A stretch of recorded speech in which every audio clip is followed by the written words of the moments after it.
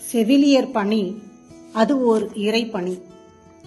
மனிதன் பிறப்பு முதல் இறப்பு வரை ஒவ்வொரு நிலையிலும் மனிதனின் வாழ்வில் உதவும் உன்னத பணி செவிலியர் பணி.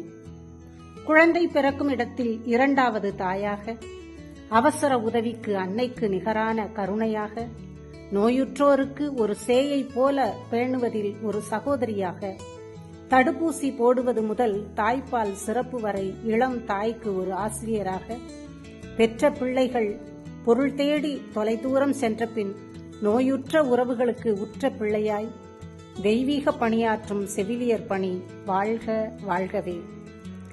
ஆண்கள் செய்யும் அத்தனை பணியையும் செய்யும் பெண்கள், ஆனால் செவிலியர் பணியை செய்ய ஆண்களால் நினைத்துக்கூட பார்க்க முடியாத அற்புதமான ஒரு பணி. முதியோருக்கும் கைவிடப்பட்டோருக்கும் கைகோர்த்து வழி அனுப்பும் இறைப்பணி. செவிலியரை போற்றுவோம், வாழ்த்துவோம்.